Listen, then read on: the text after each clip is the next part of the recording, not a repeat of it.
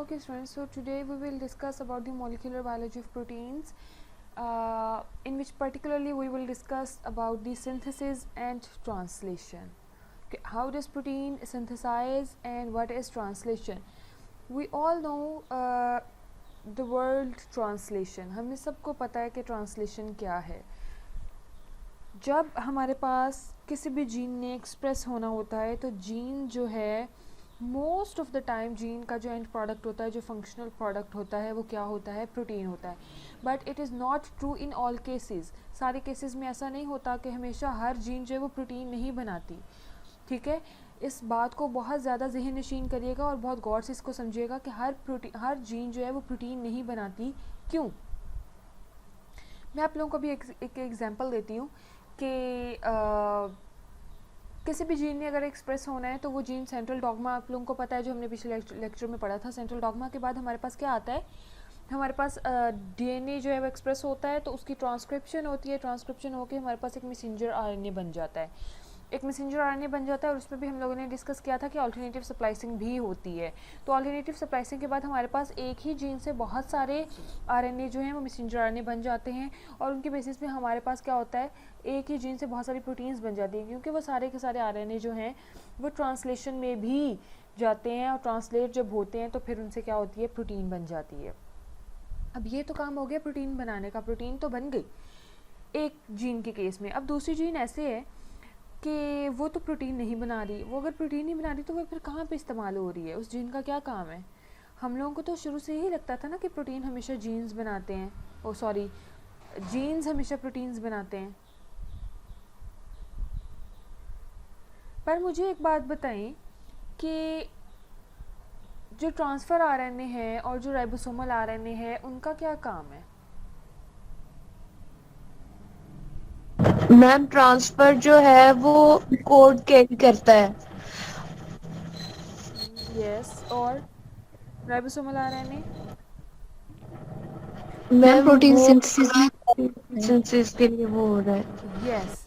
तो transfer RNA basically क्या करता है? वो अमीनो एसिड को फार हेड एरिया से, साइटोप्लाज्म में से और जहाँ मर्जी से उठाकर लेकर आता है at the site of translation.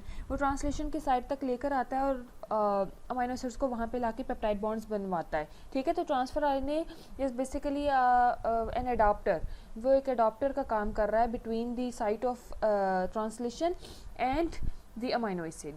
ठीक है. और जो राइबोसोमल आरएनए है वो क्या करता है? वो बेसिकली राइबोसोम का इंटेग्रल पार्ट होता है. एक जो राइबोसोम होता है, राइबोसोमल आरएनए और प्रोटीन के बगैर नहीं बन सकता. तो उसमें राइबोसोमल आरएनए भी चाहिए और एक अलग से प्रोटीन भी चाहिए होती है. तो फिर दोनों जब पार्टिकल्स इकट्ठे होते हैं तो हमारे पास क्या बनती है? एक राइबोसोम बनता है.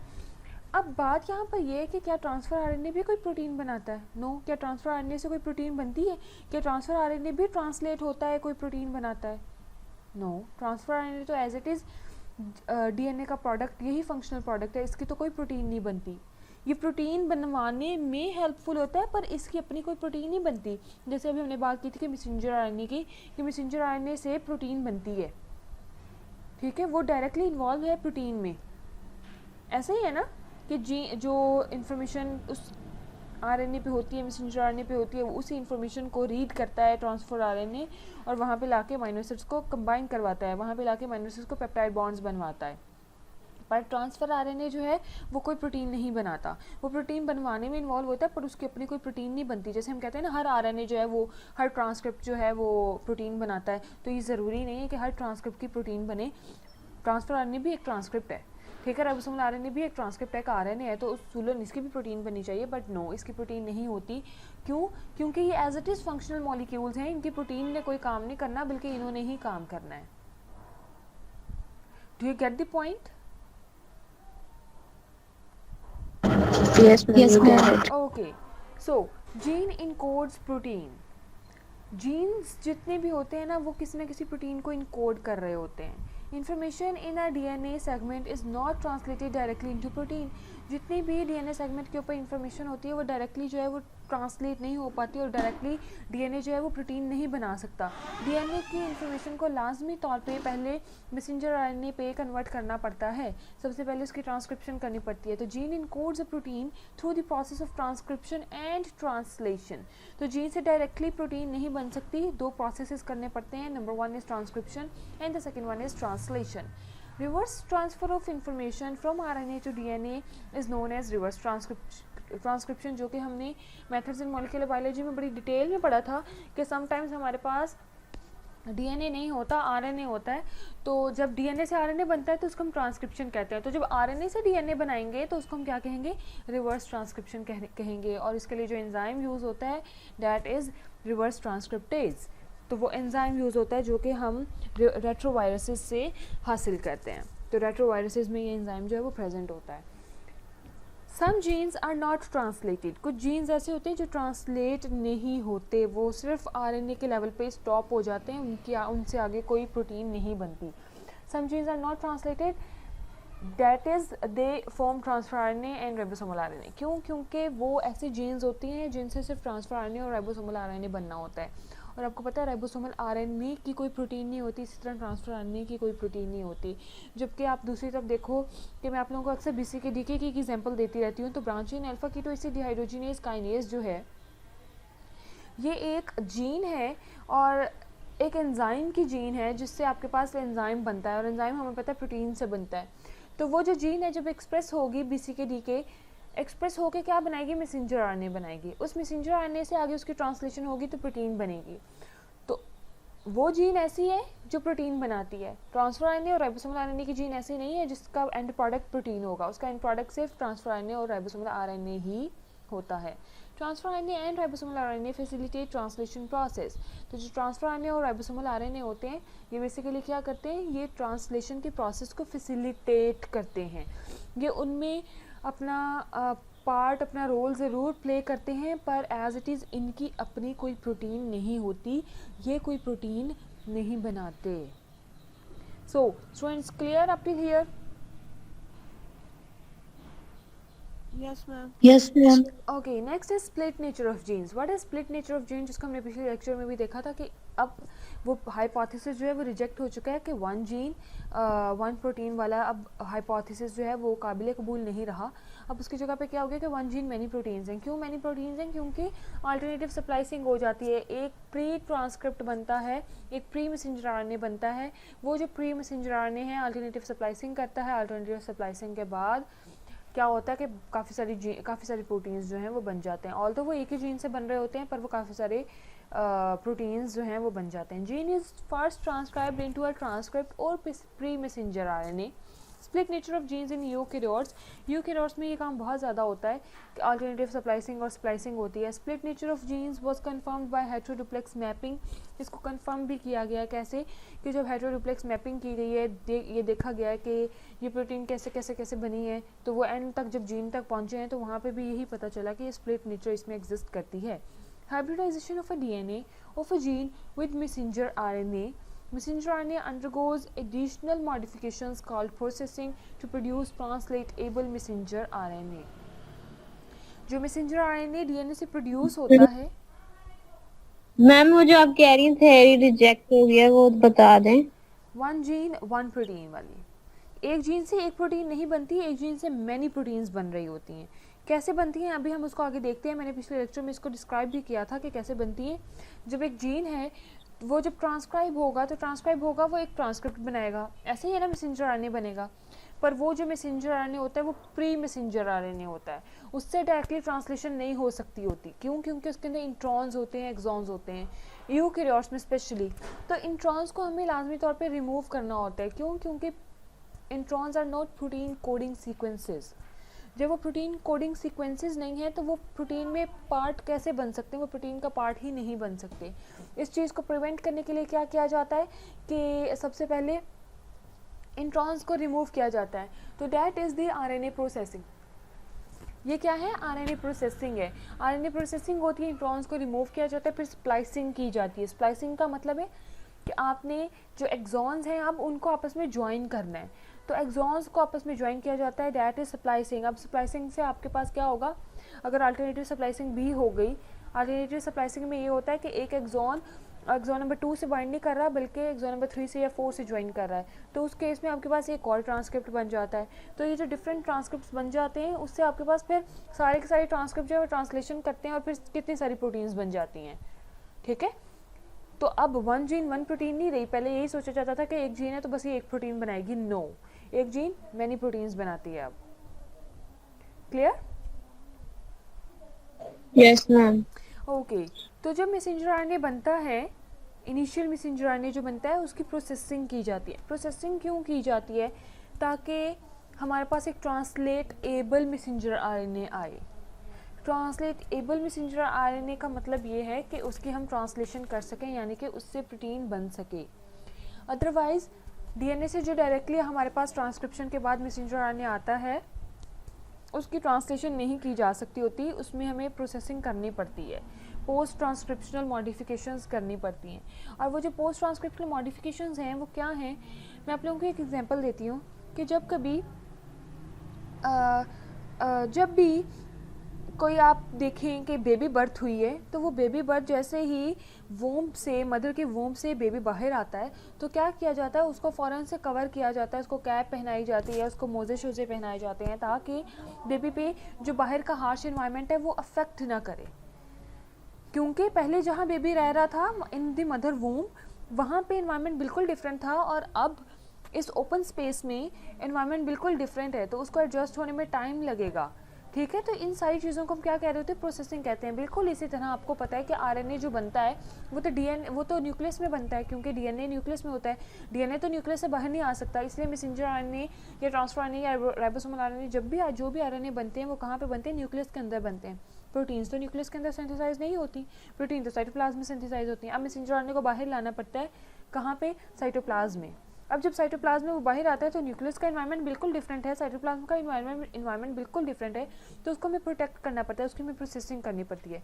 तो हम यहाँ पे भी यही करते हैं कि मैसेंजर आरएनए के ऊपर उसके 3 प्राइम एंड पे एक कैप इंसर्ट करवाते हैं और 5 प्राइम एंड पे एक टेल इंसर्ट करवाते हैं, ताकि मैसेंजर आरएनए जो है वो प्रोटेक्ट हो सके।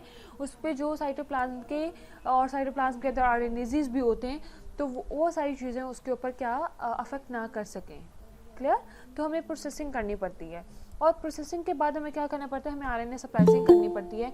इस आरएनए स्प्लाइसिंग में हम क्या करते हैं, हम इंट्रॉन्स को रिमूव करते हैं और एक्सॉन्स को ज्वाइन करवाते हैं।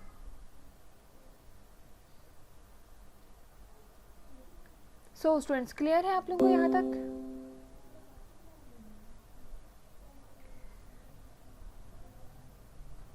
Okay, moving towards the next slide, that is RNA splicing. So, what is RNA splicing? RNA processing. RNA processing is a 3-step process. ये 3-step process है। सबसे पहला step क्या होता है? The first step includes a cap or the addition of novel guanosine nucleotide at the 5' end. तो सबसे पहले स्टेप में हमने क्या करना है, हमने जैसे ही आरएनए न्यूक्लियस से बाहर आया है, हमने क्या करना है, हमने उसके ऊपर कैप इंट्रोड्यूस करवानी है, कैप इंसर्ट करवानी है। कैप 5' एंड पे लगानी है हमने और वो गुआनोसिन न्यूक्लियोटाइड की बनी हुई होती है। उसके बाद सेकेंड स्टेप पे हमने क्या करना है, the second step includes a tail और the addition of a poly A nucleotides at the 3' end. Poly A nucleotides को भी टेल ही कहते हैं। तो हमने क्या करना है, सेकेंड स्टेप पे जब कैप इंसर्ट करवा दी, अब हमने 3' एंड पे क्या इंसर्ट करवाना है, टेल इंसर्ट करवानी है। और टेल इंसर्ट करवाने के लिए जैसे हमने पिछले अपने मेथड्स इन मॉलिक्यूलर बायोलॉजी में पढ़ा था कि हमारे पास एंड मॉडिफाइंग एंजाइम्स होते हैं, यहाँ पे वही एंड मॉडिफाइंग एंजाइम्स जो हैं वो यूटिलाइज होते हैं और जो कि पॉली ए टेल जो है वो इंसर्ट करते हैं। उसके बाद थर्ड स्टेप पे हमने क्या करना है, the third step is the removal of intervening non coding sequences. Third step पे हमने जितने इंट्रॉन्स हैं, जो इंटरवेनिंग नॉन कोडिंग सीक्वेंसेस हैं, प्रोटीन कोडिंग नहीं हैं, उनको हमने क्या करना है, रिमूव करना है। जब वो रिमूव हो जाएंगे तो हमारी आरएनए प्रोसेसिंग कंप्लीट होगी। आरएनए प्रोसेसिंग कंप्लीट करने के बाद हमने किसकी तरफ आ जाना है, आरएनए स्प्लाइसिंग की तरफ आ जाना है। आरएनए स्प्लाइसिंग क्या है, is carried out by spliceosome. RNA splicing में हमने एक्सॉन्स को ज्वाइन करना है आपस में, जो प्रोटीन कोडिंग सीक्वेंसेस हैं आरएनए में उनको ज्वाइन करना है। ज्वाइन कैसे करना है, इस प्रोसेस को हम स्प्लाइसिंग कहते हैं और इस प्रोसेस के लिए हमें क्या चाहिए, हमें स्प्लाइसोसोम चाहिए। स्प्लाइसोसोम क्या है, स्प्लाइसोसोम बेसिकली एक एक बड़ा सा पार्टिकल है जिसके अंदर हंड्रेड्स ऑफ प्रोटीन्स प्रेजेंट हैं और बहुत सारे एंजाइम्स भी प्रेजेंट हैं और डिफरेंट फैक्टर्स प्रेजेंट होते हैं। तो एक आपके पास स्प्लाइसोसोम बनता है। स्प्लाइसोसोम की मदद से मैसेंजर आरएनए की जो स्प्लाइसिंग है वो होती है। अब स्प्लाइसिंग के यहाँ पे आप लोग स्टेप्स देख सकते हो, मैसेंजर आरएनए प्रोसेसिंग के स्टेप्स इन आरएनए स्प्लाइसिंग। क्या आप देख रहे हो 5 प्राइम टू 3 प्राइम एंड है, आपके पास एक मैसेंजर आरएनए है। इसमें सबसे पहले आपके पास एक्सॉन 1 है 5 प्राइम एंड पे, बीच में एक इंट्रॉन आ गया, उसको इंट्रॉन 1 का नाम दिया है, और फिर उसके आगे क्या है एक्सॉन 2 है। इंट्रॉन 1 जो है वो तो कोडिंग नहीं होता, प्रोटीन में उसका पार्ट नहीं हो, प्रोटीन में वो कोडिंग नहीं होती और प्रोटीन उसकी नहीं बन सकती। तो हमें यहाँ से लाजमी तौर पे इंट्रॉन को रिमूव करना है।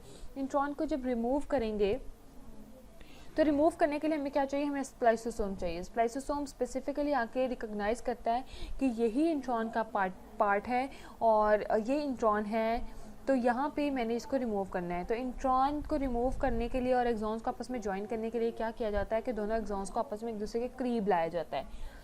आपको पता है कि आपने अगर दो ईंटों को आपस में जोड़ना है, दो ब्रिक्स को आपस में जोड़ना है, तो आप उसको नहीं जोड़ सकोगे अनलेस के those bricks are close to each other. जब तक आपकी वो दोनों जो ईंटें हैं वो एक दूसरे के करीब ना हो, आप उन दोनों ईंटों को जोड़ नहीं सकते हो। तो इसी तरह एक्सॉन 1 और एक्सॉन 2 को आपने एक दूसरे के करीब लेकर आना है। जब आपने इसको करीब लेकर आना है तो करीब लाने के लिए आपने क्या करना है, बीच में जितना भी एंट्रॉनिक रीजन है उसको एक लेरिएट स्ट्रक्चर बना के, गोल सर्कुलर स्ट्रक्चर बना के वहाँ से कट करवाना है। तो एक्सॉन 1 और एक्सॉन 2 जब लेरिएट स्ट्रक्चर बनेगा तो वो एक दूसरे के करीब आ जाएंगे, तो वहाँ से इंट्रॉन स्प्लाइसोसोम की मदद से रिमूव हो जाएगा और आपके पास एक्सॉन 1 और एक्सॉन 2 को क्या कर दिया जाएगा, लाइगेट कर दिया जाएगा और लेरिएट स्ट्रक्चर में इंट्रॉन जो है वो रिमूव हो चुका होगा। अब आपके पास ये एक फाइनल ट्रांसक्रिप्ट आ गया है। इस ट्रांसक्रिप्ट की, इस मैसेंजर आरएनए की अब ट्रांसलेशन होगी और इससे प्रोटीन बनेगी। जो पहले स्टार्टिंग में जिसमें इंट्रॉन मौजूद था उस मैसेंजर आरएनए की ट्रांसलेशन नहीं हो सकती, वो प्रोटीन नहीं बना सकता। क्यों? क्योंकि उसके अंदर प्रोटीन नॉन कोडिंग सीक्वेंसेस मौजूद हैं। Now a spliceosome is a big as ribosome. ये क्या है? ये एक पार्टिकल है जो कि बिल्कुल उसी तरह उतना बड़ा है जितना राइबोसोम बड़ा होता है। Spliceosome provides platform for the joining of exons and removal of introns. Spliceosome क्या करता है? स्प्लाइसोसोम प्लेटफॉर्म प्रोवाइड करता है, उस प्लेटफॉर्म के ऊपर एक्सॉन्स को एक दूसरे के साथ ज्वाइन किया जाता है और इंट्रॉन्स को रिमूव किया जाता है। विदाउट अ प्लेटफॉर्म एक्सॉन्स को आपस में ज्वाइन नहीं किया जा सकता और इंट्रॉन्स को रिमूव नहीं किया जा सकता। बिल्कुल इसी तरह आपने घर तमीर करना है तो घर तमीर करने के लिए आपके पास एक प्लेटफॉर्म, एक फाउंडेशन होनी चाहिए। इसीलिए आप नीचे क्या करते हो, आप नीचे फाउंडेशन खड़ी करते हो सबसे पहले, जिसको हम लोग आम जुबान में नींहें भी कहते हैं कुछ जगहों पे, कि नींहें पहले भरी जाती हैं, यानी कि फाउंडेशन बनाई जाती है। उन फाउंडेशन के ऊपर फिर आगे फर्दर जो है वो घर को, एक बिल्डिंग को तामीर किया जाता है, बिल्डिंग को बिल्ड किया जाता है। तो जब तक आपके पास एक प्लेटफॉर्म नहीं होगा, स्प्लाइसोसोम नहीं होगा, आप एक्सॉन्स को आपस में ज्वाइन नहीं कर सकोगे और इंट्रॉन्स को रिमूव नहीं कर सकोगे। The two ends of an intron are recognized by certain consensus sequences. अब स्प्लाइसोसोम एक प्लेटफॉर्म है, उसको कैसे पता चले कि ये इंट्रॉनिक रीजन है, इसको रिमूव करना है। वो गलती से एक्सॉनिक रीजन को भी तो रिमूव कर सकता है, बट नो, ऐसा नहीं होता। और अगर ऐसा हो जाए तो फिर आपको पता है कि डिजीज़ हो जाएंगी, और ऐसा होता भी किसी ना किसी डिजीज़ या म्यूटेशन के केस में ही है। तो नॉर्मली स्प्लाइसोसोम के कैसे आइडेंटिफाई करता है, कैसे रिकॉग्नाइज करता है कि ये इंट्रॉनिक रीजन है, इसको लेरिएट स्ट्रक्चर बना के रिमूव करना है। क्योंकि इंट्रॉनिक रीजन में भी तो वही GUAC सीक्वेंसेस न्यूक्लियोटाइड्स प्रेजेंट हैं और एक्सॉन्स में भी वही न्यूक्लियोटाइड्स प्रेजेंट हैं। तो फिर स्प्लाइसोसोम कैसे करेगा? हर इंट्रॉन के पास स्टार्ट में और एंड पे एक कॉन्सेंसस सीक्वेंस प्रेजेंट होता है। वो कॉन्सेंसस सीक्वेंस जो है वो स्प्लाइसोसोम रिकॉग्नाइज करता है। जब वो कॉन्सेंसस सीक्वेंस जो है वो रिकॉग्नाइज हो जाता है तो फिर स्प्लाइसोसोम को पता चल जाता है कि ये इंट्रॉन है और इसको मैंने यहाँ से रिमूव करना है। For example GA at the 5 prime and and GU eight the 3 prime end of the intron. तो 5 प्राइम एंड पे स्टार्ट पे इंट्रॉन के GA हमेशा प्रेजेंट होगा और एंड पे हमेशा क्या प्रेजेंट होगा, GU प्रेजेंट होगा। तो जहाँ कहीं पे GA और GU प्रेजेंट होगा 3 प्राइम एंड पे, तो स्प्लाइसोसोम को पता चल जाएगा और वो सिर्फ वहीं पे ही कटिंग करवाएगा, लेरिएट स्ट्रक्चर बना के इंट्रॉन्स को रिमूव करवाएगा। अब GA जो है वो एक्सॉन में भी तो प्रेजेंट हो सकता है ना, और इस तरह GU जो है वो एक्सॉन में भी प्रेजेंट हो सकता है। तो इस चीज़ को प्रिवेंट करने के लिए क्या होता है, उससे पहले भी स्पेसिफिक सीक्वेंसेस प्रेजेंट होते हैं जो ये बताते हैं कि ये वही GU है या ये वही GA वाला सीक्वेंस है, जो कि इंट्रॉन का ही पार्ट है, एक्सॉन का पार्ट नहीं है। An intron loops out and is removed as a lariat structure. The neighboring axons are brought together. जो neighboring axons होते हैं वो एक दूसरे के करीब ले आए जाते हैं. Some introns are self-splicing and are removed without a spliceosome. कुछ इंट्रॉन्स ऐसे होते हैं, सम, ठीक है, ऑल नहीं, only some introns are self splicing. कुछ ऐसे होते हैं इंट्रॉन्स जो कि खुद ब खुद ही रिमूव हो जाते हैं, उनके लिए स्प्लाइसोसोम की जरूरत नहीं पड़ती. ओके, सो कुछ इंट्रॉन्स ऐसे होते हैं जो खुद ब खुद स्प्लाइस हो सकते हैं, उनमें स्प्लाइसोसोम की ज़रूरत नहीं होती. The RNA splicing of pre messenger RNA occurs exclusively in eukaryotes. अभी मैंने आप लोगों को बताया भी जैसे कि इंट्रॉन्स एक्सॉन्स जो हैं वो एक्सक्लूसिवली यूकेरियोट्स का पार्ट होते हैं, इसीलिए जो आरएनए प्रोसेसिंग और आरएनए स्प्लाइसिंग है ये भी एक्सक्लूसिवली यूकेरियोट्स में होती है. क्लियर? अब आ जाते हैं ज़रा से स्प्लाइसोसोम के ऊपर. What is spliceosome? Spliceosome is as big as ribosome, जो हमने अभी पहले पढ़ लिया. अब spliceosome consists of more than 100 proteins. Spliceosome के अंदर 100 या उससे भी ज़्यादा प्रोटीन्स प्रेजेंट होती हैं. और सिर्फ प्रोटीन्स नहीं होती, इसके अलावा इसमें और बहुत सारे फैक्टर्स भी इन्वॉल्व होते हैं, बहुत सारे एंजाइम्स वगैरह भी प्रेजेंट होते हैं. Certain regulatory proteins called splicing regulator proteins, SR proteins भी इनको कहते हैं. बहुत इंपॉर्टेंट प्रोटीन्स हैं जो कि एक्सप्रेशन में बहुत ज़्यादा इन्वॉल्व होती हैं. तो certain regulatory proteins called splicing regulator proteins और SR proteins bind to a particular nucleotide sequence in the exon called the exon splicing enhancer and recruit spliceosomes. Certain proteins होती हैं रेगुलेटरी प्रोटीन्स जिनको हम SR proteins कहते हैं. ये वो SR proteins हैं जो कि एक्सोन में स्पेसिफिक रीजन पे बाइंड करती हैं, और वो रीजन क्या कहलाता है, एक न्यूक्लियोटाइड सीक्वेंस होता है, वो क्या कहलाता है, एक्सोन स्प्लाइसिंग एनहांसर्स. जब ये एक्सोन स्प्लाइसिंग एनहांसर्स पे आकर SR प्रोटीन्स बाइंड कर जाती हैं तो फिर क्या होता है कि आपका जो स्प्लाइसोसोम है उसको रिक्रूट कर लिया जाता है, उसको ले आया जाता है. वो जब आ जाता है स्प्लाइसोसोम, वो आके वहाँ पर बाइंड करता है और फिर वो इंट्रॉन को डिटेक्ट कर लेता है, रिकॉग्नाइज करके वहाँ से इंट्रॉन को रिमूव करवा देता है. तो इस तरह से स्प्लाइसिंग होती है. डायरेक्टली स्प्लाइसोसोम नहीं आता. यही मैंने आप लोगों को बताया ना कि GUGA ये वही न्यूक्लियोटाइड्स हैं जो कि एक्सॉन्स में भी प्रेजेंट होते हैं. तो स्प्लाइसोसोम को कैसे पता चलेगा ये इंट्रॉन है, ये इंट्रॉन वाला ही GA है, ये इंट्रॉन वाला ही GU है और इसको रिमूव करना है. तो उसके लिए पहले से एक सीक्वेंसेस होते हैं जिनको हम क्या कहते हैं, एक्सॉन स्प्लाइसिंग एनहांसर्स. ये जो एक्सॉन स्प्लाइसिंग एनहांसर्स होते हैं इन पे आके SR प्रोटीन्स बाइंड करती हैं और स्प्लाइसोसोम को रिक्रूट करती हैं. समटाइम्स क्या होता है कि कुछ जगह ऐसी भी होती हैं हमारे मैसेंजर आरएनए में और हमारे जीन्स में जहाँ पे एक्सॉन स्प्लाइसिंग सप्रेसर्स का सीक्वेंस प्रेजेंट होता है. सप्रेसर्स जहाँ पे आ जाएंगे वहाँ पर क्या होता है, स्प्लाइसोसोम को रिक्रूट नहीं किया जाता और स्प्लाइसिंग को प्रिवेंट कर दिया जाता है. द एक्सॉन में contain an exon splicing suppressors sequences जिनको ESS सीक्वेंसेस भी कहते हैं, which prevents the spliceosome from splicing, जो कि स्प्लाइसोसोम को रोक देते हैं और आगे स्प्लाइसिंग नहीं करवाते. तो ये डिपेंड करता है कि कौन सी कंडीशन है, कौन से इस वक्त हालात चल रहे हैं, वो जीन एक्सप्रेस होनी है कि नहीं होनी, उस जीन को ट्रांसक्राइब करना है कि नहीं करना, उस जीन को ट्रांसलेट करना है कि नहीं करना. तो इन सारी बेसिस पे आगे फर्दर रेगुलेशन होती है जो कि इन एनहांसर्स और सप्रेसर्स को भी रेगुलराइज कर रही होती है, उनको भी उनकी भी रेगुलेशन में इन्वॉल्व होती हैं. Next is different ways of RNA splicing. RNA जब स्प्लाइसिंग होनी है, हमने भी पढ़ लिया कि स्प्लाइसोसोम ने इंट्रॉन्स को रिमूव करना है और एक्सॉन्स को ज्वाइन करना है. तो RNA स्प्लाइसिंग होनी कैसे, एक्सॉन्स को आपस में ज्वाइन कैसे करना है. RNA स्प्लाइसिंग 2-3 तरह की हो सकती है. सबसे पहले होती है सिस स्प्लाइसिंग. सिस स्प्लाइसिंग क्या है कि सिस स्प्लाइसिंग में एक ही आपके पास मैसेंजर RNA है, प्री मैसेंजर RNA है, उसमें से आपने सिंपली उसी में से इंट्रॉन्स को रिमूव करना है और एक्सॉन्स को सीधा सीधा आपस में एक दूसरे के साथ ज्वाइन कर देना है. That is known as cis splicing, जिसमें introns are simply excised from a transcript. Introns को सिंपली जो है वो ट्रांसक्रिप्ट में से एक्साइज कर दिया जाता है, बाहर निकाल दिया जाता है और एक्सॉन्स को आपस में ज्वाइन कर दिया जाता है.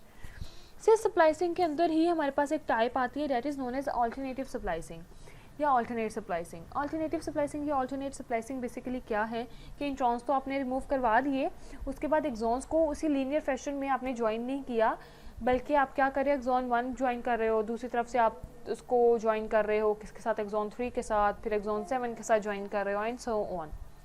तो बीच वाले एक्सॉन्स को आप ज्वाइन नहीं कर रहे हो, तो दैट इज़, या उनको बाद में ज्वाइन कर रहे हो, उसी सीक्वेंस में ज्वाइन नहीं कर रहे हो, तो that is known as alternative splicing.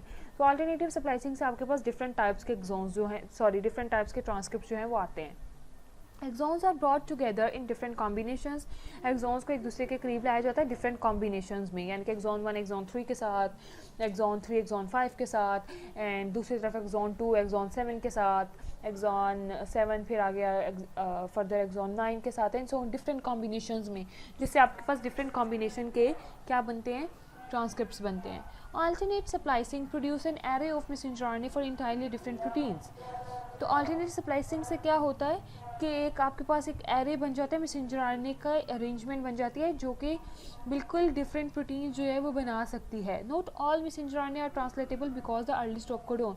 अब जितने भी अल्टरनेटिव स्प्लाइसिंग के बाद आपके पास ट्रांसक्रिप्ट्स आए हैं वो भी सारे के सारे जो हैं वो ट्रांसलेटेबल नहीं होते। क्यों? क्योंकि समटाइम्स क्या होता है, वो वाला एक्सॉन पहले आ गया जिसमें स्टॉप कोडोन था। आपको पता है ना कि प्रोटीन को स्टार्ट करने और एंड करने के लिए प्रोटीन की ट्रांसलेशन एक स्टार्ट कोडोन होता है और स्टॉप कोडोन होता है। तो समटाइम्स ऐसा होता है कि ट्रांसक्रिप्ट ऐसा बन गया कि स्टॉप कोडोन पहले आ गया। स्टॉप कोडोन होता तो मैसेंजर आरएनए में है ना, तो स्टॉप कोडोन पहले आ गया, ऐसे ट्रांसक्रिप्ट बन गया।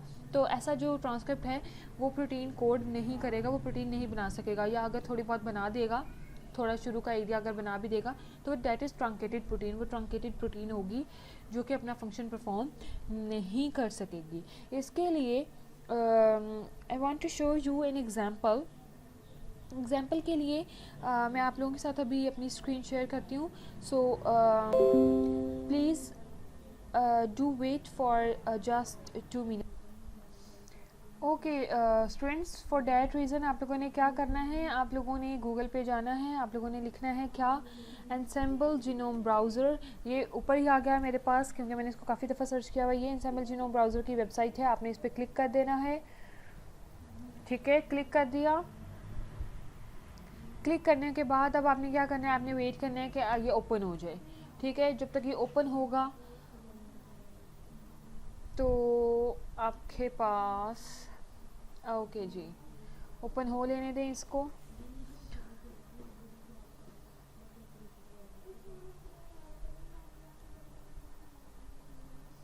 ओके ये ओपन हो गया। ओपन हो गया तो आपने यहाँ पे ऑल स्पीशीज़ में से कोई भी स्पीशीज़ सिलेक्ट कर लेनी है। आप ह्यूमन का सर्च कर रहे हो, या आप माउस की जीन को सर्च कर रहे हो, या आप ज़ेब्रा फ़िश की जीनोम को सर्च कर रहे हो। आप जिसके भी जीनोम को सर्च करना चाहते हो आप वहाँ पे वो वाली स्पीशी डाल दो। तो मैं यहाँ पे स्पेसिफिकली माउस की कर रही हूँ, तो मैं माउस पे क्लिक कर दूँगी और आपने अपने जीन का नेम डाल देना है सॉरी, जिस जीन के बारे में आप सर्च करना चाह रहे हो। तो मैं यहाँ पे लिख देती हूँ BCK और मैंने क्या कर देना है, गो कर देना है। ये सर्च करेगा अब इसको, जब ये सर्च करेगा तो आपके पास सामने ये आ जाएगा। ठीक है, अब आपके पास जब सामने आ गया, ये आ जाएगा आपके पास, तो आपने इसमें क्या करना है, मोस्ट ऑफ द टाइम्स जो सबसे पहले वाला होता है वो पूरी की पूरी जीन का स्ट्रेन होता है, तो आपने उस पर क्लिक कर लेना है। इसमें बहुत सारे ऑप्शंस आ रहे होते हैं डिफरेंट ट्रांसक्रिप्ट्स की अलग अलग। हमने डिफरेंट ट्रांसक्रिप्ट्स को अलग अलग नहीं लेना, हमने होल जीन को लेना है, इसलिए मैं पूरी जीन पे ही क्लिक कर रही हूँ। ठीक है, यहाँ पे देखें ऊपर लिखा हुआ है माउस जीन, और नीचे वाले पे अगर आप देखें तो लिखा हुआ है माउस ट्रांसक्रिप्ट, उससे नीचे भी लिखा हुआ है mouse transcript. So I am not searching for mouse transcript, I am searching for the mouse gene. तो मैंने माउस जीन पे क्लिक कर देना है। माउस जीन पे क्लिक कर दूंगी तो अब आपके पास ये सामने एक आ रहा है नज़र आपको। ठीक है, इंटरफेस आपके सामने आ गया। जो ये मैम ये दो ट्रांसक्रिप्ट का क्या मतलब है?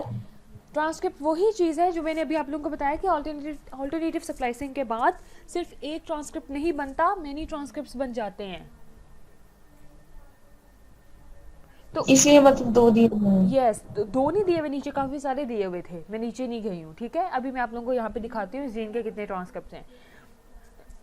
सॉरी, तो आप लोग ये देखें, अब यहाँ पे आप सिर्फ इसके ट्रांसक्रिप्ट्स के बारे में नहीं, आप सारी चीज़ों के बारे में इंफॉर्मेशन हासिल कर सकते हो। सिर्फ आपको थोड़ा एक्सप्लोर करना आना चाहिए, आपको वेबसाइट को चलाना आना चाहिए, आपको इंटरफेस को यूज़ करना आना चाहिए। तो आप लोग यहाँ पे बिल्कुल अपनी लेफ्ट साइड पे देख रहे हो कि ये माउस लिखा हुआ नज़र आ रहा है, जो मैंने ये ऑरेंज हो गया अभी जब मैं उस पर माउस लेकर आई हूँ, माउस पे माउस लेकर आई हूँ तो वो ऑरेंज कलर का हो गया है। नज़र आ रहा है आप लोगों को? तो अब यस मैम। अब यहाँ पे आप देखिए कि माउस की ये जीनोम असेंबली होती है, GRCM39। खैर अभी आप लोग इस जीनोम असेंबली में ना पढ़ेंगे ये क्या चीज़ है। उसके नीचे देखिए लिखा हुआ है कि जो जीन मैंने सर्च की थी उसकी लोकेशन कहाँ पर है। उसकी लोकेशन है, हमें पता है ना कि हर जीन किसी ना किसी क्रोमोसोम पे प्रेजेंट होती है, तो किस क्रोमोसोम पे प्रेजेंट है। इसकी लोकेशन क्या है, ये क्रोमोसोम नंबर 7 पे प्रेजेंट है। क्रोमोसोम नंबर 7 पे किस न्यूक्लियोटाइड पे प्रेजेंट है, तो न्यूक्लियोटाइड इज 127503 254th न्यूक्लियोटाइड पे शुरू हो रही है ये जीन, और ख़त्म कहाँ पे हो रही है, 127509 393 न्यूक्लियोटाइड पे ख़त्म हो रही है ये जीन। तो उसकी लोकेशन आपको दे दी गई है, ठीक है। अब इसके डिस्क्रिप्शन में आ जाएं तो यहाँ पर आपके पास, ये मैं इसको थोड़ा हाईलाइट कर देती हूँ, ये डिस्क्रिप्शन है, जीन है, और ये जीन का क्या उन्होंने हर जीन को एक आइडेंटिफिकेशन नंबर दिया हुआ था, आईडी नंबर दिया हुआ था, ये उसका आईडी नंबर है। अब आगे इसके डिस्क्रिप्शन में आ जाएं तो डिस्क्रिप्शन क्या है, branch chain keto acid dehydrogenase kinase इसका पूरा नाम है। जीन सिनोनिम्स इसके क्या हैं, इसको BCKD काइनेज भी कहते हैं। और इसकी लोकेशन कहाँ है, अगेन यहाँ पर दोबारा से लिखा हुआ है, its location is at chromosome number 7 at this. और कहाँ पे, फॉरवर्ड स्ट्रैंड पे। हमें पता है कि DNA के 2 स्ट्रैंड्स होते हैं, एक फॉरवर्ड स्ट्रैंड, एक रिवर्स स्ट्रैंड। तो ये कहाँ पर है, ये DNA के फॉरवर्ड स्ट्रैंड पे है, not on the reverse strand. Clear about this gene, तो दिस जीन हैज 7 ट्रांसक्रिप्ट्स। इस जीन के कितने ट्रांसक्रिप्ट्स हैं, 7 ट्रांसक्रिप्ट्स हैं, और वो जो 7 के 7 ट्रांसक्रिप्ट्स बने वो ऑल्टरनेटिव स्प्लाइसिंग से बने हुए हैं, जिनको स्प्लाइस वेरिएंट्स भी कहते हैं, ठीक है। तो इस जीन के कितने हैं, इस जीन के, माउस की जीन के 7 ट्रांसक्रिप्ट्स हैं अभी तक नोन। और इसके आगे ऑर्थोलॉग्स और पैरालॉग्स और फिनोटाइप्स हैं, 27 डिफरेंट फिनोटाइप्स ये जीन शो कर सकती है। 27 डिफरेंट फिनोटाइप्स से मुराद है कि 27 डिफरेंट टाइप्स के करेक्टरिस्टिक्स ये शो कर सकती है ये जीन, डिपेंडिंग ऑन कि कौन सा वेरिएंट, कौन सा ट्रांसक्रिप्ट उसमें कितना ज़्यादा प्रेजेंट है। जो ट्रांसक्रिप्ट उसमें जितना प्रेजेंट होगा उसी की प्रोटीन बनेगी, और वो प्रोटीन जो है वो स्पेसिफिकली तौर पे कोई ना कोई फिनोटाइप तो शो करेगी, ऑब्वियस बात है। अब यहाँ पर आप लोग देखें कि उन ट्रांसक्रिप्ट्स की जो 7 ट्रांसक्रिप्ट्स हैं उनकी इन्फॉर्मेशन दी हुई है। पहला ट्रांसक्रिप्ट जब डिस्कवर हुआ तो उसको नेम दे दिया गया BCKD 201। दूसरा डिस्कवर हुआ तो उसको 202 नेम दे दिया गया, तीसरे को 203 दे दिया गया, चौथे को 204 and 205 and 206 and 207 so on. उनके आगे ट्रांसक्रिप्ट आईडी भी मेंशन कर दी कि ये ट्रांसक्रिप्ट आईडी है। इन ट्रांसक्रिप्ट आईडी पे आप क्लिक करके अब फर्दर एक एक ट्रांसक्रिप्ट के बारे में मजीद इन्फॉर्मेशन हासिल कर सकते हो कि इसमें कहाँ इंट्रॉनिक रीजन है, कहाँ एक्सोनिक रीजन है, कहाँ से एक्सॉन जो है वो स्प्लाइस हुआ है, कहाँ से इंट्रॉन रिमूव हुआ है। तो ये सारी चीज़ें आप हासिल कर सकते हो।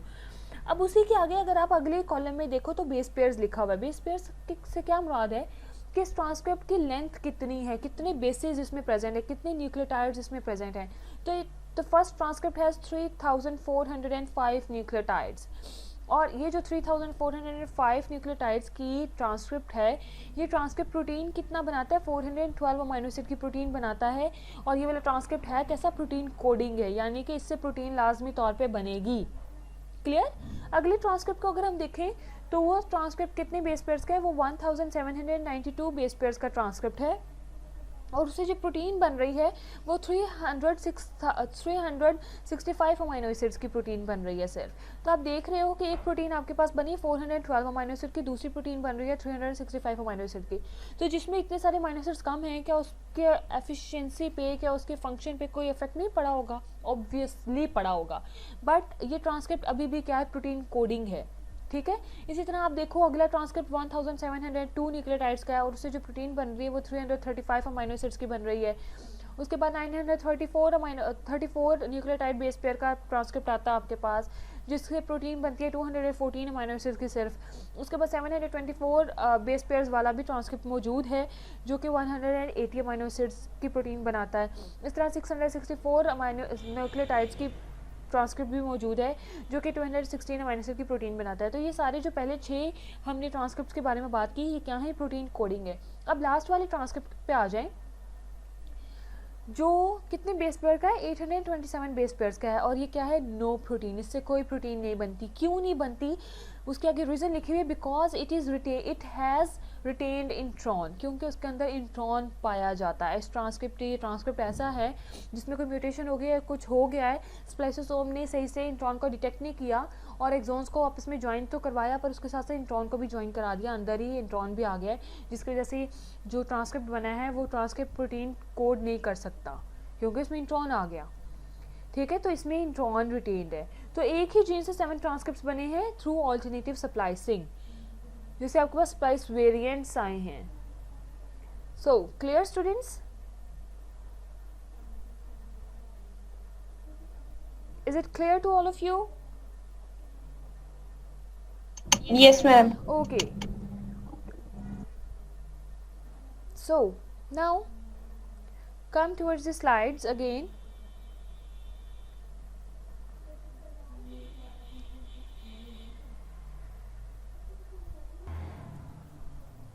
Okay, so basically ट्रांसप्लाइसिंग में क्या होता है? The process of alternate splicing is the major cause for the production of many proteins from one gene. ये भी बात भी कर दी हमने. और ट्रांसप्लाइसिंग क्या है कि आपके पास दो डिफरेंट ट्रांसक्रिप्ट्स हैं उन डिफरेंट एक ही जीन के. ये बात याद रखें, एक ही जीन के, यहाँ पे बाकी जीन्स की बात नहीं की जा रही. एक ही जीन के दो डिफरेंट ट्रांसक्रिप्ट्स हैं या दो से ज़्यादा ट्रांसक्रिप्ट्स हैं. उन दो या दो से ज़्यादा ट्रांसक्रिप्ट्स के एक्सॉन्स को आप आपस में ज्वाइन करके एक नया ट्रांसक्रिप्ट बना रहे हो. पहले से स्प्लाइसिंग में तो ये था एक ही ट्रांसक्रिप्ट के एक्सॉन्स को डिफरेंट कॉम्बिनेशन में ज्वाइन कर रहे हो. जबकि ट्रांसप्लाइसिंग में क्या है कि दो डिफरेंट या दो से ज़्यादा ट्रांसक्रिप्ट के एक्सॉन्स को आपस में डिफरेंट कॉम्बिनेशंस में ज्वाइन करते हो. क्लियर? तो यहाँ पे आप लोग अभी डायग्राम में भी देख सकते हो, आप लोगों को समझ लग जाएगी क्लियरली. सिस स्प्लाइसिंग और इंट्रामोलिकुलर स्प्लाइसिंग क्या है कि एक ही मॉलिक्यूल के अंदर स्प्लाइसिंग हो रही है जिसमें कंप्लीट स्प्लाइसिंग है और अल्टरनेटिव स्प्लाइसिंग है. दो स्प्लाइसिंग है. कंप्लीट स्प्लाइसिंग क्या है कि सिंपली इंट्रॉन्स को रिमूव किया और एक्सॉन्स को सिमिलर फैशन में ज्वाइन कर दिया. ठीक है, आपके पास ट्रांसलेशन फुल साइज पॉलीपेप्टाइड्स जो है वो आ जाएंगे. ऑल्टरनेटिव स्प्लाइसिंग में क्या किया कि आपके पास एक्सॉन्स हैं 1 2 3, बीच में एंटोनिक रीजन आ गया ग्रे कलर का, और फिर आपके पास एक्सॉन 4 है और एक्सॉन 5 है. तो आपने क्या किया कि वो ये जो पहले वाला ये वाला जो ट्रांसक्रिप्ट था, इस ट्रांसक्रिप्ट में से आपने एक्सॉन 1 2 3 को ज्वाइन कर दिया, फिर बीच में एंटोनिक रीजन भी आ गया, फिर एक्सॉन 4 और 5 आया. इससे आपके पास जो प्रोटीन बनेगी वो क्या होगी? ट्रांसलेशन इनकम्प्लीट पॉलीपेप्टाइड्स बनेंगे, क्योंकि इसमें क्या आ गई है? इंट्रॉनिक रीजन आ गया. इसी तरह एक और अल्टरनेटिव स्प्लाइसिंग के थ्रू आपके पास एक अगला ट्रांसक्रिप्ट आया है जिसमें आपने शुरू वाले एक्सॉन के जो एक्सॉन 4 और 5 के दरमियान में इंट्रॉनिक रीजन था वो रिटेन रह गया है इस ट्रांसक्रिप्ट में.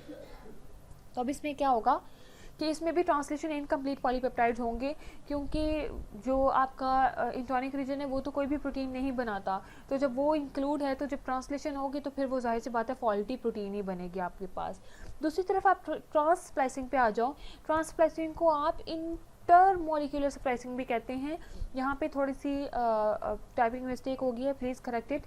इंटरमोलिकुलर स्प्लाइसिंग है ये, जिसमें आपके पास दो ट्रांसक्रिप्ट्स हैं. फॉर एग्जांपल एक ट्रांसक्रिप्ट 1 है, एक ट्रांसक्रिप्ट 2 है. ट्रांसक्रिप्ट 1 में दो एक्सॉन्स हैं, exon 1 and exon 2 which are separated by an intronic region. उसके बाद आपके पास ट्रांसक्रिप्ट 2 है जिसमें आपके पास दो एक्सॉन्स हैं, transcript number exon number 3 and exon number 4, और which are separated by another intronic region. अब आप क्या कर रहे हो? आप एक नया ट्रांसक्रिप्ट बनाना चाह रहे हो, आपकी बॉडी में बन रहा है. ठीक है, नया ट्रांसक्रिप्ट बन रहा है. वो कैसे बन रहा है? वो ट्रांसप्लाइसिंग के थ्रू बन रहा है. ट्रांसप्लाइसिंग के थ्रू कैसे कि एक्सॉन 1 को, ट्रांसक्रिप्ट 1 के एक्सॉन 1 को आप किसके साथ ज्वाइन कर रहे हो? ट्रांसक्रिप्ट 2 के एक्सॉन 4 के साथ. बीच में से इंट्रॉनिक रीजन रिमूव कर दिया तो आपके पास एक नया मैसेंजर आरएनए आ गया है.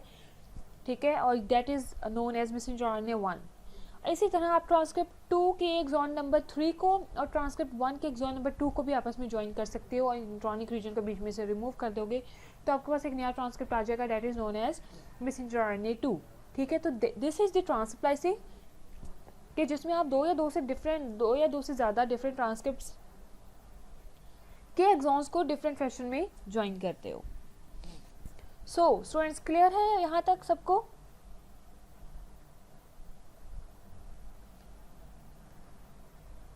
Yes ma'am. Okay, next is defective splicing. Defective splicing क्या है कि जब कभी स्प्लाइसिंग में म्यूटेशन हो जाए. डिफेक्टिव स्प्लाइसिंग में cause by mutations. Defective splicing में रिजल्ट इन म्यूटेशंस. ये म्यूटेशंस करवा भी सकती है, म्यूटेशन के नतीजे में हो भी सकती है. अब म्यूटेशन कैसे करवा सकती है? That alter the splice site के, अगर इसने स्प्लाइस साइट जो है वो ऑल्टर कर दी, जैसे अभी हमने बात की थी GAG UK के इंट्रॉन्स के स्टार्ट में और एंड पे स्पेसिफिक रीजन्स होते हैं, तो वो बेसिकली स्प्लाइस साइट्स कहलाती हैं. अगर स्प्लाइस साइट्स में कोई ना कोई हिंड्रेंस आ जाए, कोई ना कोई म्यूटेशन आ जाए, तो फिर भी आपके पास जो स्प्लाइसिंग होगी वो डिफेक्टिव हो जाएगी. Can alter the components of spliceosome. अगर स्प्लाइसोसोम में हम बात करें कि 100 डिफरेंट प्रोटीन्स होती हैं और उन 100 डिफरेंट प्रोटीन्स वो 100 डिफरेंट जीन्स से ही बन रही है ना, तो वो 100 डिफरेंट जीन्स में से किसी एक में भी म्यूटेशन होगी तो स्प्लाइसोसोम ख़राब बनेगा. स्प्लाइसोसोम ख़राब बनेगा तो आगे सारी की सारी स्प्लाइसिंग ख़राब होगी. सारी स्प्लाइसिंग ख़राब होगी तो हमारी बॉडी के तमाम प्रोटीन्स ही एट रिस्क हो जाएंगी उनका बनना एट रिस्क हो जाएगा। और इट में change factors that control splicing, और ये उन फैक्टर्स को भी चेंज कर सकता है जो कि स्प्लाइसिंग को कंट्रोल करते हैं। जैसे भी हमने पढ़े थे, ESS पढ़े थे, इन्हांसर्स पढ़े थे, सप्रेसर्स पढ़े थे कि एक्सॉन के स्प्लाइसिंग के लिए इन्हांसर्स भी मौजूद होते हैं और सप्रेसर्स भी मौजूद होते हैं। अगर उन फैक्टर्स में कहीं कोई तब्दीली आ जाए, कोई म्यूटेशन आ जाए, तब भी हमारे पास डिफेक्टिव स्प्लाइसिंग हो सकती है, जिसके नतीजे में हमें लीथल कंडीशंस का सामना करना पड़ सकता है। Now what is translation? अभी तो हमने सारा कुछ जितना डिस्कस किया है वो किसके बारे में डिस्कस किया है? ट्रांसक्रिप्शन के बारे में डिस्कस किया है कि ट्रांसक्रिप्शन क्या है, ट्रांसक्रिप्शन कैसे हो रही है, और what is splicing and alternative splicing, cis splicing and trans splicing. तो इन सारी चीज़ों के बारे में डिस्कस किया है। Now come towards this translation, कि ट्रांसलेशन कैसे होती है। अब ट्रांसक्रिप्ट तो आपके पास बन गया, बेशक 7 डिफरेंट ट्रांसक्रिप्ट्स बने हैं। अब वो उन ट्रांसक्रिप्ट से आपने क्या करना है, प्रोटीन अपनी बनानी है। तो protein synthesis requires the translation of nucleotide sequences into amino acid sequences. Protein synthesis क्या रिक्वायर करती है, उसको किस चीज़ की ज़रूरत होती है? ट्रांसलेशन की। कैसे कि न्यूक्लियोटाइड सीक्वेंस को ट्रांसलेट कर दिया जाए into the amino acid sequence. बिल्कुल इस तरह से जैसे मैं आप लोगों को कहूँ कि translation this language into another language, कि आपको मैं एक पैराग्राफ दे देती हूँ इंग्लिश का पैराग्राफ, कि उसको आप उर्दू के पैराग्राफ में ट्रांसलेट करें, तो बात वही कर रहे हो बट लैंग्वेज चेंज हो गई है। तो यहाँ पे भी यही काम है, यही चीज़ है कि RNA से आपने एक प्रोटीन बना ली है, बात वही है, सिर्फ लैंग्वेज चेंज हो गई है, ठीक है, सिर्फ मीडियम चेंज हो गया है। पहले वो बात RNA कह रहा था, अब वो बात प्रोटीन कह रही है। पहले आपको एक बात कौन कह रहा है? आपकी टीचर कह रही हैं, आपके पेरेंट्स कह रहे हैं कि ये पढ़ लो, ठीक है, मैं आपको कह रही हूँ कि जी वाई नेशन फेल, ये पढ़ लें बुक, और कल को आपका PM भी कह देता है कि this book is very good, तो आप ये बुक पढ़ें, ठीक है। तो बात तो वही है, पर अब किसी और से अदा की जा रही है, कोई और उसको अदा कर रहा है, कोई और उसको कह रहा है। तो हर चीज़ का अपना अपना इम्पैक्ट होता है। इसी तरह बिल्कुल यहाँ पर है कि RNA से वो काम हम नहीं ले सकते जो हम काम हम प्रोटीन से ले सकते हैं। तो हमने सिंपली क्या किया, सारी इन्फॉर्मेशन को ट्रांसलेट कर दिया इनटू दी प्रोटीन। तो messenger RNA, ribosomal RNAs and transfer RNAs and as well as amino acid transfer RNA synthetases and protein factors participate in translation। हमें पता है कि messenger RNA इन्वॉल्व होता है ट्रांसलेशन में, क्योंकि उसके ऊपर जेनेटिक कोडोन्स मौजूद होते हैं। उन कोडोन्स को ट्रांसफर RNA ने रीड करना होता है, तो ट्रांसफर RNA भी प्रोटीन ट्रांसलेशन करवाता है। इसके अलावा राइबोसोमल RNA के बगैर तो प्रोटीन ट्रांसलेशन हो नहीं सकती, क्योंकि राइबोसोमल RNA राइबोसोम का पार्ट है और राइबोसोम के बगैर तो बन ही नहीं सकती प्रोटीन्स। फिर अमीनो एसिड ट्रांसफर RNA सिंथेटेसेस क्या हैं? ये बेसिकली एंजाइम्स हैं जो कि अमीनो एसिड ट्रांसफर RNA बनाते हैं, जिसको हम कहते हैं चार्ज्ड अमीनो एसिड भी, या चार्ज ट्रांसफर RNA, जब ट्रांसफर RNA के साथ अमीनो एसिड बाइंड हो जाता है, ठीक है। एंड प्रोटीन फैक्टर्स और डिफरेंट प्रोटीन फैक्टर्स भी इन्वॉल्व होते हैं जो कि ट्रांसलेशन में पार्टिसिपेट कर रहे होते हैं। Transfer RNAs are the adapters that make the link between a nucleic acid and an amino acid। Transfer RNA क्या है? ये बेसिकली एक अडाप्टर है जो कि लिंक बनाता है किसमें? Between the nucleic acid that is RNA and the amino acid. बिल्कुल उस तरह से जैसे हम क्या करते हैं कि अगर हमारे मोबाइल का चार्जर जो है वो उसके आगे 3 शू हमें लगाना पड़ता है समटाइम्स, तो 3 शू लगाते हैं, तो 3 शू अडाप्टर का काम करता है, तो फिर वो आपके सॉकेट और आपके मोबाइल के दरमियान में एक ब्रिज का काम कर रहा होता है। अदरवाइज़ आपका जो चार्जर है वो चार्जिंग ही नहीं करेगा, वो सॉकेट में लग ही नहीं सकता। सॉकेट में लगने के लिए उसको 3 शू लाजमी चाहिए। That is the adapter. Amino acid transfer RNA synthetases read the genetic code, ये जेनेटिक कोड को रीड करता है। Protein synthesis take place on ribosomes. Protein की सिंथेसिस कहाँ पर होती है? राइबोसोम पे होती है। सारी पिछली बातें हैं। Ribosome is a ribonucleic protein particle 70S का होता है, made up of 30S and 50S सब यूनिट्स। ये यहाँ पे प्रोकैरियोट्स की बात की जा रही है, और आपको पता है कि जो यूकैरियोट्स होते हैं, ठीक है, उनके डिफरेंट होता है, ठीक है, जो राइबोसोम है, ठीक है, इसको देख लीजिएगा। Proteins are synthesized in the amino to carboxyl direction. Proteins को सिंथेसाइज किया जाता है किस डायरेक्शन में? अमीनो टू कार्बोक्सिल डायरेक्शन में। बिल्कुल इस तरह से जैसे हमने पीछे पढ़ा था अपने मेथड्स इन मॉलिक्यूलर बायोलॉजी वाले कोर्स में पढ़ा था कि जब DNA की रेप्लिकेशन होती है तो 5' to 3' में होती है। इसी तरह जब प्रोटीन में ट्रांसलेट होना है तो वो भी एक डायरेक्शन में होना है। प्रोटीन में तो 5' 3' नहीं होता, तो वहाँ पे क्या होता है? अमीनो एंड और कार्बोक्सिल एंड होता है। अमीनो एंड को हम N टर्मिनल कहते हैं, कार्बोक्सिल एंड को हम C टर्मिनल कहते हैं। N टर्मिनल जहाँ पे आपका बिल्कुल जब प्रोटीन ट्रांसलेशन स्टार्ट होती है, अमीनो एसिड बनना स्टार्ट होते हैं, सॉरी प्रोटीन बनना स्टार्ट होती है, तो पहला अमाइनो एसिड जब आकर लगता है उस अमाइनो एसिड का अमाइनो एंड फ्री होता है, उसके कार्बोक्सिल एंड के साथ अगले अमाइनो एसिड का अमाइनो ग्रुप आकर बाइंड हो जाता है तो पेप्टाइड बॉन्ड बन जाता है। तो पहले वाले अमाइनो एसिड का अमाइनो ग्रुप फ्री होता है, दूसरी तरफ जब प्रोटीन बिल्कुल एंड हो जाती है तो आखिरी अमाइनो एसिड का कार्बोक्सिल एंड बिल्कुल फ्री होता है, तो इसको हम कहते हैं एन टर्मिनल सी टर्मिनल। तो हमेशा प्रोटीन जो सिंथेसाइज होते हैं वो N terminal to C terminal की डायरेक्शन में सिंथेसाइज होते हैं। Messenger RNA is translated into the 5' end to 3' direction. Messenger RNA को ट्रांसलेट किया जाता है, उसको जो पढ़ता है कोडोन्स वो किस डायरेक्शन में पढ़ा जाता है, 5' एंड टू 3' की डायरेक्शन में ही पढ़ा जाता है। The start signal on prokaryotic messenger RNA is AUG और GUG। स्टार्ट सिग्नल जो होता है हमें सबको पता है, ये पुरानी बात है, बहुत पिछली हमने बहुत दफ़ा पढ़ी हुई है कि प्रोटीन की ट्रांसलेशन को स्टार्ट करने के लिए, मैसेंजर आरएनए की ट्रांसलेशन को स्टार्ट करने के लिए सबसे पहले एक इनिशिएशन कोडोन या स्टार्ट कोडोन भी जिसको हम कहते हैं वो होता है। और इनिशिएशन कोडोन या स्टार्ट कोडोन क्या होता है, AUG या GUG in the case of prokaryotes. The codons of messenger RNA recognize the anticodons of transfer RNAs. ये जो कोडोन्स होते हैं मैसेंजर आरएनए के ऊपर, इनको आके कौन रिकॉग्नाइज करता है, ट्रांसफर आरएनए के ऊपर मौजूद एंटीकोडोन। तो उसके अकॉर्डिंगली हमारे पास क्या आता है, हर ट्रांसफर आरएनए हर कोड जो है वो एक स्पेसिफिक अमाइनो एसिड को कोड कर रहा होता है और उसी तरह ट्रांसफर आरएनए जब वो स्पेसिफिक अमाइनो एसिड को ही लेकर आता है। Protein synthesis takes place in several stages. Protein synthesis काफ़ी सारी स्टेजेस में जाकर कंप्लीट होती है। सबसे पहले क्या होती है, स्टेजेस ऑफ प्रोटीन सिंथेसिस पे हम लोग आ जाएं तो सबसे पहले क्या है, एक्टिवेशन ऑफ अमाइनो एसिड्स। सबसे पहले हमने क्या करना होता है कि हमें अमाइनो एसिड्स को एक्टिवेट करना होता है। अमाइनो एसिड्स को एक्टिवेट करने का क्या मतलब है कि अमाइनो एसिड्स को ट्रांसफर आरएनए के साथ जोड़ना होता है। ट्रांसफर आरएनए के साथ वो जुड़ेगा, ट्रांसफर आरएनए के साथ कंबाइन होगा तो फिर ही ट्रांसफर आरएनए उसको साइट ऑफ ट्रांसलेशन तक लेकर आएगा। तो amino acids is covalently attached to a specific transfer RNA at the expense of ATP energy. ATP इस प्रोसेस में यूज़ की जाती है। When attach to their amino acid, जब अमाइनो एसिड के साथ अटैच हो जाता है तो अमाइनो एसाइलेटेड हो जाता है, the transfer RNAs are said to be charged. तो फिर ट्रांसफर आरएनए को आप क्या कहते हो कि चार्ज्ड हो चुका है। जब एक्टिवेशन हो गई अमाइनो एसिड्स की, अब आपके पास क्या आ जाता है, इनिशिएशन का स्टेप आ जाता है। इनिशिएशन में क्या होता है, the messenger RNA binds to the smaller of 2 ribosomal subunits and to the initiating amino acid transfer RNA. तो इनिशिएशन में सबसे पहले क्या होता है कि मैसेंजर आरएनए जो होता है जिससे ट्रांसलेशन होनी है, जिससे प्रोटीन बननी है, वो मैसेंजर आरएनए आपके राइबोसोम के स्मॉलर सब यूनिट के साथ बाइंड करता है और फिर क्या होता है कि मैसेंजर आरएनए के साथ आके वो जो चार्ज्ड अमाइनो से चार्ज जो ट्रांसफर आरएनए था वो आके बाइंड कर जाता है, जिसको हम अमाइनो एसिड ट्रांसफर आरएनए भी कह रहे हैं। The initiating amino acid transfer RNA base pairs with the messenger RNA codon AUG that signals the beginning of the polypeptide. और जो सबसे पहला इनिशिएटिंग जो अमाइनो एसिड ट्रांसफर आरएनए होता है, चार्ज ट्रांसफर आरएनए होता है, वो आके कहाँ पे बाइंड होता है, मैसेंजर आरएनए के AUG कोडोन के साथ बाइंड होता है और पॉलीपेप्टाइड की जो सिंथेसिस है वो स्टार्ट हो जाती है। Here in the diagram you can see that this is the messenger RNA in 5' to 3' direction और यहाँ पे एक कोडोन प्रेजेंट है that is AUG जो कि स्टार्ट कोडोन है।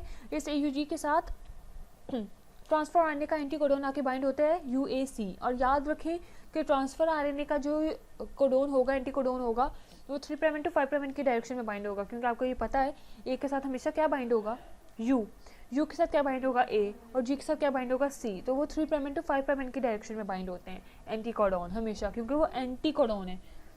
क्लियर। तो ये ट्रांसफर आरएनए के साथ मेथियोनिन यानी कि first amino acid already bind हुआ है जो आके इसके साथ बाइंड हो जाता है आपके कोडोन के साथ। और ये बात याद रखें कि AUG कोडोन जो है वो हमेशा किसके लिए होता है, वो मेथियोनिन अमाइनो एसिड के लिए ही होता है। Next, stages of protein synthesis. Stages of protein synthesis में ही इनिशिएशन के बाद आपके पास क्या होती है, इलॉन्गेशन। इलॉन्गेशन सिंपली है कि नेसेंट पॉलीपेप्टाइड जो है, नेसेंट का मतलब है कि वो भी इनएक्टिव है, बिल्कुल नौज़ायदा polypeptide. The nascent polypeptide is lengthened by covalent attachment of successive amino acid subunits. Elongation requires cytosolic proteins known as elongation factors. Elongation require होती है किसकी, cytosolic proteins known as elongation factors. इसमें elongation के दौरान cytosolic proteins different जो है वो involve होती है, जो कि इलॉन्गेशन फैक्टर्स होते हैं, और वो इलॉन्गेशन फैक्टर्स की मदद से आपके आगे आगे के फर्दर जो है वो इलॉन्गेशन होती जाती है। टर्मिनेशन में क्या है कि completion of the polypeptide chain is signalled by a termination codon या stop codon in the messenger RNA. तो जब कंप्लीशन होनी होती है पॉलीपेप्टाइड की कि बस अब इससे ज़्यादा और नहीं बनाना, ये प्रोटीन ख़त्म है यहीं पर, तो स्टॉप कोडोन अपीयर हो जाता है मैसेंजर आरएनए में और उस स्टॉप कोडोन के ऊपर आके कोई अमाइनो एसिड नहीं बाइंड होता, वो स्टॉप का सिग्नल दे देता है और आपकी प्रोटीन सिंथेसिस जो है वो फिनिश हो जाती है, कंप्लीट हो जाती है। यहाँ पे आप लोग इन डायग्राम देख सकते हैं कि सबसे पहले हमारे पास क्या है, 30S और 50S राइबोसोमल यूनिट्स हैं, सब यूनिट्स हैं बेसिकली। जो स्मॉलर सब यूनिट है उसके साथ मैसेंजर आरएनए बाइंड होता है। आपकी ई साइट है, पी साइट है और ए साइट है। ई साइट एक्सिस साइट कहलाती है, पी साइट आपकी क्या कहलाती है, जहाँ पे पेप्टाइड बॉन्ड बनना होता है, और ए साइट आपकी जहाँ पे नया न्यू आके अमाइनो एसिड जो है, न्यू ट्रांसफर आरएनए जो आके बाइंड हो रहा है। तो आपका amino acid transfer RNA binding हुई, पहला अमाइनो एसिड मेथियोनिन आपका फर्स्ट सपोज लग चुका है, उसके साथ आके नया ए साइट पे आएगा ट्रांसफर आरएनए नए अमाइनो एसिड के साथ, और फिर वो क्या करेगा, पेप्टाइड बॉन्ड बनवा देगा। पेप्टाइड बॉन्ड बनेगा कैसे कि जो नया आया है वो पी साइड पे मूव कर जाएगा, और जो पहले वाला मौजूद था पी साइड पे वो ई साइड पे मूव कर जाएगा। अब दोनों के दरमियान में क्या हो जाएगा, बॉन्ड बनवा दिया जाएगा, इलॉन्गेशन होगी। जब इलॉन्गेशन होगी तो पेप्टाइड बॉन्ड बन जाएगा। पेप्टाइड बॉन्ड बनने के बाद आपके पास ट्रांसफर आरएनए जो है वो डिसलोकेशन उसकी हो जाएगी कि अब जो ट्रांसफर आरएनए वहाँ से रिमूव हो जाएगा, बाहर निकल जाएगा एग्जिट साइड से। नाउ आ जाते हैं थोड़ा सा इस बात पे कि व्हाट इज़ प्रोटीन फोल्डिंग। अभी जो हमारे पास एक अमाइनो एसिड एक लीनियर चेन बनी है ना प्रोटीन की, वो क्या है, वो प्रोटीन अभी फंक्शनल प्रोटीन नहीं है, वो नेसेंट प्रोटीन है। बिल्कुल वो लीनियर सीक्वेंस है आपका सिर्फ अमाइनो एसिड्स का। तो आपको पता है कि प्राइमरी स्ट्रक्चर पे तो प्रोटीन जो है फंक्शनल नहीं होती। अभी हमने पिछले लेक्चर में बात की थी कि प्राइमरी स्ट्रक्चर सिर्फ linear sequence of amino acids है इन अ प्रोटीन, तो वो फंक्शनल नहीं है। उसको फंक्शनल करने के लिए हमें प्रोटीन फोल्डिंग करवानी पड़ती है, यानी कि सेकेंडरी, टर्शरी और क्वार्टररी स्ट्रक्चर तक जाना पड़ता है। अगर तो एक से ज़्यादा पॉलीपेप्टाइड हैं तो क्वार्टररी स्ट्रक्चर, अगर एक ही पॉलीपेप्टाइड है तो फिर टर्शरी स्ट्रक्चर तक लाना पड़ता है उसको, प्रोटीन को फोल्ड करवा के। तो प्रोटीन फोल्डिंग में polypeptide must fold into its proper 3-dimensional conformation in order to become biologically active. Eukaryotic protein synthesis differs from prokaryotic protein synthesis primarily in translation initiation. Eukaryotic की जो protein synthesis होती है वो differ करती है prokaryotic की protein synthesis से primarily in translation initiation. और ये आप लोगों की असाइनमेंट है कि आप लोगों ने देख के आना है कि यूकैरियोट्स और प्रोकैरियोट की ट्रांसलेशन इनिशिएशन में क्या डिफरेंस है। This is your assignment. I will ask about this in tomorrow's lecture, ठीक है। तो मैं इसको आपसे नेक्स्ट लेक्चर में, टुमारो लेक्चर में पूछूंगी कि what is the difference between translation initiation in the prokaryotes and eukaryotes. This is the general diagram. A diagram or the left side hand of the diagram is basically the prokaryotic cell, और eukaryotic cell आपको B diagram में दिखाया गया है at the right hand side. अब आप लोग देख सकते हो कि प्रोकैरियोट्स में तो हमें सबको पता है कोई न्यूक्लियस नहीं होता, तो डीएनए जो है वो साइटोप्लाज्म में ही पड़ा हुआ होता है। उसी डीएनए से वहीं पर ही मैसेंजर आरएनए बनता है, और जैसे जैसे मैसेंजर आरएनए बनता जाता है वैसे वैसे ही उसकी ट्रांसलेशन भी स्टार्ट हो जाती है फ़ौरन ही, क्योंकि वो साइटोप्लाज्म में सब कुछ मौजूद है, उसको बाहर नहीं आना पड़ता। मैसेंजर आरएनए को न्यूक्लियस से बाहर आने की कोई ज़रूरत नहीं, क्योंकि कोई न्यूक्लियस है ही नहीं, ठीक है। तो वो वहीं पे ही ट्रांसलेशन स्टार्ट हो जाती है। ट्रांसलेशन स्टार्ट होने की इंडिकेशन आप लोगों को यहाँ से मिल रही है कि देखिए ये राइबोसोमल सब यूनिट बाइंड हुआ है, ये येलो कलर का जो दिखा रहे हैं। तो पहले 5' एंड पे बाइंड हुआ, थोड़ी सी प्रोटीन बनी है, इस तरह आगे आगे आगे मूव करता जा रहा है, बड़ी बन गई, ब्लू कलर, ये जो ब्लू कलर के छोटे छोटे डॉट्स नजर आ रहे हैं सर्कुलर, और आगे और पहुंचा है तो और मज़ीद बड़ी प्रोटीन बन गई। इस तरह प्रोटीन बनती जाएगी, वहाँ से साइड से बाहर निकलती जाती है। जबकि आप यूकैरियोट्स में देखें तो यूकैरियोट्स में क्या है कि मैसेंजर आरएनए तो बन गया न्यूक्लियस के अंदर, क्योंकि डीएनए हमारा न्यूक्लियस के अंदर था, उससे मैसेंजर आरएनए बन गया। अब जब मैसेंजर आरएनए बन गया तो मैसेंजर आरएनए के बनने के बाद प्रोटीन बनाने का सारा सामान तो साइटोप्लाज्म में मौजूद है, सारी मशीनरी तो साइटोप्लाज्म में मौजूद है। तो अब उस मैसेंजर आरएनए को बाहर लेकर आया जाता है इनटू द साइटोप्लाज्म, ठीक है। साइटोप्लाज्म में वो आता है, अब उसकी क्या स्टार्ट होती है, ट्रांसलेशन स्टार्ट होती है। और आप लोग देख सकते हो यहाँ पे कि मैसेंजर आरएनए फुली बन के बाहर आ गया ट्रांसक्रिप्ट। अब इस पर स्टार्ट हो गई आपकी प्रोटीन सिंथेसिस, और ये ब्लू कलर के जो छोटे छोटे डॉट्स बाहर निकल रहे हैं राइबोसोम में से, ये आपकी नेसेंट प्रोटीन यहाँ से बाहर निकल रही है। तो नेसेंट प्रोटीन जो है वो एक्टिव, बायोलॉजिकली एक्टिव प्रोटीन नहीं होती, इसको फंक्शनल होने के लिए रिक्वायर होती हैं कुछ चीज़ें, जिसमें आपका क्या आ जाते हैं, मॉडिफिकेशन आ जाती है, पोस्ट ट्रांसलेशनल मॉडिफिकेशंस आ जाती हैं, और आपके पास इसमें वो भी आ जाते हैं आपकी फोल्डिंग, ठीक है। अब हमने अभी तो ये पढ़ लिया था सारा नेचुरल के बारे में कि नेचुरली प्रोटीन कैसे सिंथेसाइज हो रही है यूकैरियोट्स में, प्रोकैरियोट्स में। Now come toward the chemical synthesis of protein, जो कि लेबॉर्ट्री में बनाई जा रही है। तो लेबॉर्ट्री में कैसे बनाई जा रही है, सॉलिड फेज सिंथेसिस की जा रही है प्रोटीन्स की in laboratory. Amino acid is attach to an insoluble support, amino acid को अटैच करवाया जाता है सबसे पहले एक इनसॉल्युबल सपोर्ट पे, फिर रिएक्शन करवाया जाता है, reacts with an another amino acid with an activated carboxyl group, फिर उस अमाइनो एसिड को एक दूसरे अमाइनो एसिड के साथ रिएक्ट करवाया जाता है और उस दूसरे अमाइनो एसिड का या पहले अमाइनो एसिड का पहले अमाइनो एसिड का जो कार्बोक्सिल ग्रुप है वो एक्टिवेटेड कार्बोक्सिल ग्रुप होता है, जिसकी वजह से इनकमिंग अमाइनो एसिड का अमाइनो ग्रुप उसके साथ रिएक्ट कर सकता है। अल्फा अमाइनो ग्रुप जो है उसको प्रोटेक्ट रखा जाता है और amino group of the dipeptide is D protected, और फिर जो डाईपेप्टाइड बनता है उसका अमाइनो ग्रुप जो है उसको डी प्रोटेक्टेड कर दिया जाता है। जब वो डी प्रोटेक्टेड हो जाता है तो अगला रिएक्शन स्टार्ट हो जाता है, अगला रिएक्शन यानी कि अगला थर्ड अमाइनो एसिड आ जाता है, reaction with the third amino acid with the protected amino group and an activated carboxyl group किया जाता है, ये काम कर लिया जाता है और आपके पास इस तरह से प्रोटीन जो है वो सिंथेसाइज होती जाती है। सिंथेसिस ऑफ प्रोटीन में सिंथेसिस ऑफ जब ट्राईपेप्टाइड हो जाती है फिर उसकी प्रोटेक्शन की जाती है, एक्टिवेशन करवाई जाती है और डी प्रोटेक्शन की जाती है, continues in a cyclic manner. सबसे पहले प्रोटेक्शन की, फिर उसकी एक्टिवेशन करवाई कार्बोक्सिलिक एंड की, फिर उसकी जब वो बाइंड हो गया तो डी प्रोटेक्शन कर दी अगेन, फिर ये सारा काम करते गए और इस तरह आपका एक एक अमाइनो एसिड आके बाइंड होता जाता है और केमिकल सिंथेसिस हम प्रोटीन की अब आजकल कर रहे हैं। After completion the peptide is cleaved of the solid support, जब कंप्लीशन हो जाती है तो पेप्टाइड को सॉलिड सपोर्ट से हटा दिया जाता है। Ribonuclease A was the first synthesized enzyme by this method, इस मेथड से आर्टिफिशियली जो सबसे पहले हमने प्रोटीन बनाई है वो एक एंजाइम था और वो एंजाइम कौन सा था, राइबोन्यूक्लियस ए।